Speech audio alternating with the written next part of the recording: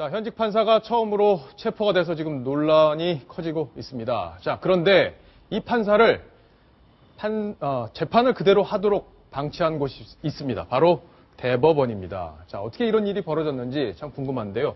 윤정혜 기자, 자세히 좀 설명을 해주시죠. 네, 먼저 좀 어떤 사건인지 사건부터 조금 간략하게 좀 설명을 해드리겠습니다. 현직 판사가 수억 원여 되는 돈을 받은 건데요. 도대체 왜 돈을 받았을까? 이야기 살펴보니까 이렇습니다.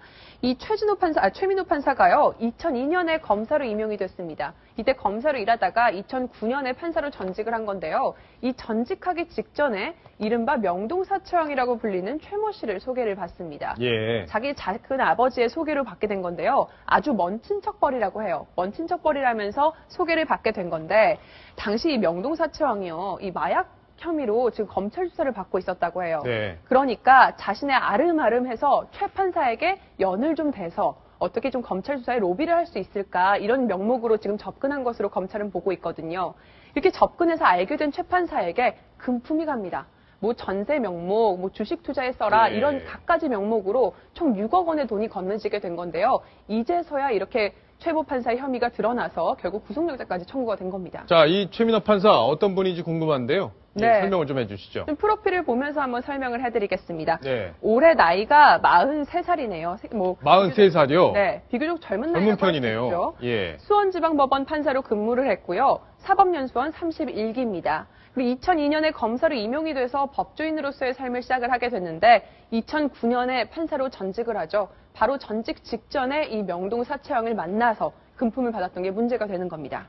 자, 여상원 변호사께 질문을 드릴게요. 자, 지금 구속영장 현직 판사를 상대로 한 건 처음이라고 하는데 자, 이 사건은 어떻게 봐야 되는 겁니까? 좀 어처구니가 없어요. 그러니까 저도 법관을 지냈던 사람으로서 참 참담하기 이를 데 없는데 예. 지금 본인은 지금 뭐 전세 자금 등으로 빌렸다고 그러니까 채권 채무 관계라고 하지만 그걸 떠나서 그게 맞다 하더라도 현직 판사가 어떤 개인과 수억 원의 돈 거래를 한다는 것 자체가 법관으로서 윤리에 어긋나는 거죠. 아니, 상식적으로 우리가 전세 자금이 없으면 은행에서 대출을 받지 누가 사채업자한테 돈을 빌립니까? 지금 지금 그 말씀이 맞는 게요. 예. 법원에 지금 신한은행이 지금 전부 다 들어와 있는데요. 네. 그게 말하면 판사들은 이 보증이 쉽게 해가지고 돈을 대출을 해주더라고요. 그게 필요하면 은행에서 받아 충분한데 이 개인한테 그것도 신원이 아주 불분명한 개인한테 돈 받는 것 자체가 판사로 처신이 아주 잘못된 거죠. 예. 자, 근데 이렇게 처신을 하고도 대법원에서 판결을 그대로 하도록 뒀다. 지금 예전에 판사를 하셨으니까 예. 이런 결정이 이해가 되십니까? 그 법원에서는 아마 이게 누가 진정을 넣든지 예. 했으면 이 법원 행정처에 가면 인사담당관이 있거든요. 인사담당관이 여기에 대해 조사를 하게 됩니다. 근데 인사담당관으로서는 강제 수사권이었기 때문에 이 재판사의 말, 예. 그 진술에 의해서 그 신빙성 여부를 판단하고 잘 믿기지 않으면 통장 거래 내역이라든가 이런 걸 조사하는데요.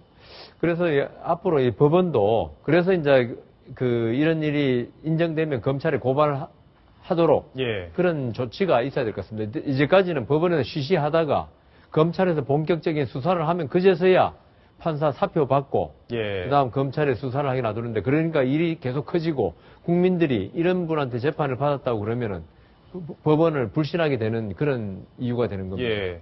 자, 이런 분이 9개월간이나 무려 재판을 진행했다는 게 놀라운데 자, 윤정혜 기자가 좀 짧게 어떻게 재판이 진행됐었는지 설명을 좀 해주시죠. 네, 처음에 이 비위 혐의가 알려지게 된 건 지난해 4월이죠. 한 언론사에서 대대적으로 기사를 쓰면서 세상에 알려지게 됐습니다.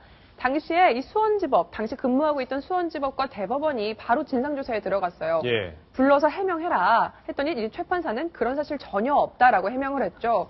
당시 대법원에서 자료 같은 걸 다 제출을 받아서 감토를 했는데도 비위 사실이 없었다고 합니다.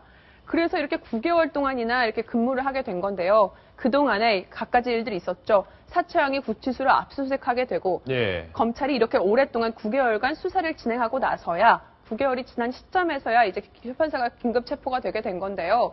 그동안 법원에서 여 변호사님께서 말씀해 주셨던 것처럼 어떤 이렇게 비위 혐의를 밝힐 수 있는 그런 수사권이 없기 때문에 결국은 이렇게 재판을 그대로 맡길 수밖에 없었던 그런 상황인 겁니다.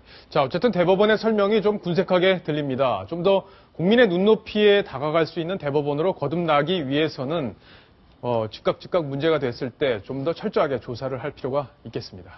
자, 이번 소식도 여기까지 정리하긴 합니다. 자.